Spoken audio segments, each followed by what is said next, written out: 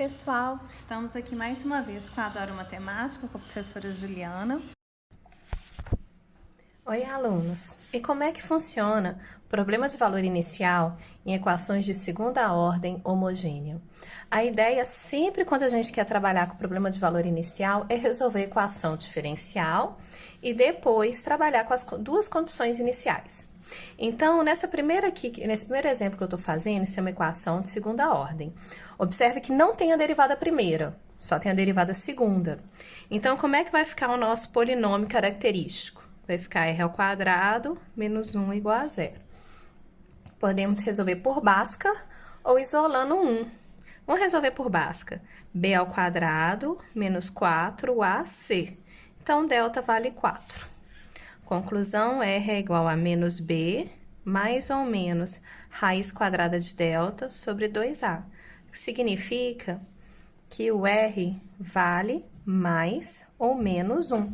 Tenho duas raízes, delta positivo. Nessa situação, temos duas soluções, que seria e elevado a 1t e e elevado a menos 1t, que são as duas raízes mais ou menos 1. Bom, e aí o que a gente faz? A gente escreve a solução da equação de geral, C1 é elevado a t, mais C2 é elevado a menos t. Observem que aqui o nosso problema de valor inicial tem duas condições iniciais. Por quê? Porque a gente precisa dar uma condição inicial no instante de tempo igual a zero e da derivada. É como se eu estivesse falando, a posição de um automóvel é tal e sua aceleração é tanto. Uma coisa, sua velocidade, perdão, posição, velocidade, ou velocidade e aceleração, alguma coisa nesse sentido. Eu preciso de dar duas condições iniciais. Então, a primeira condição, y de 0 igual a 5 quartos. No lugar do tempo, eu coloco 0, no lugar do y, eu coloco 5 quartos. Então, 5 quartos é C1 é elevado a 0, mais C2 é elevado a 0. Como e elevado a 0 vale 1, C1 mais C2 igual a 5 quartos. Uma equação, duas incógnitas, guarda essa informação.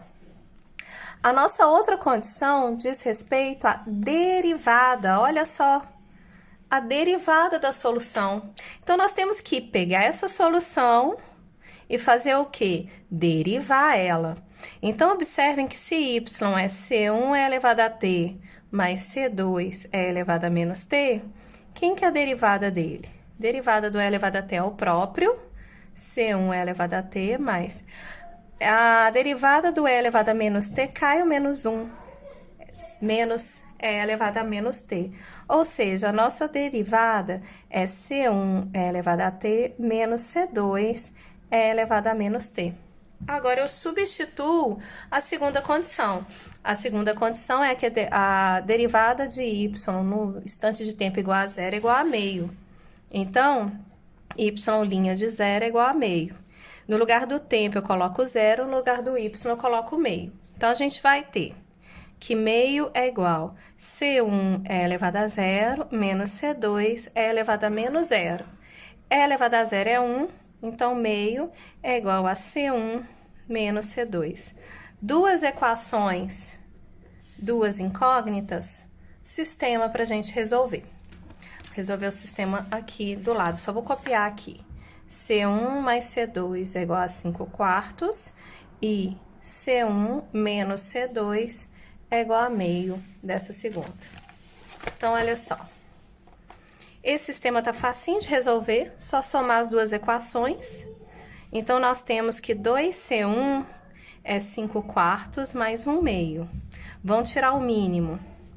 8C1 é igual a 5, 4 dividido por 2 dá 2. Ou seja, 8C1 é igual a 7, ou seja, C1 é igual a 7 oitavos. Posso substituir qualquer uma das equações, por exemplo, a primeira, C1 mais C2 é 5 quartos. Então, nós temos que 7 oitavos mais C2 é igual a 5 quartos. Tiro o mínimo. 7 mais 8, C2. 8 dividido por 4 dá 2, aqui dá 10. 8C2 é igual a 3. C2 é igual a 3 oitavos. Achei o C1 achei o C2, eu vou substituir aonde? Na nossa solução. Nossa solução não é essa daqui? Então, no lugar de C1, eu vou colocar 7/8, no lugar de C2, eu vou colocar 3/8. Então, a nossa solução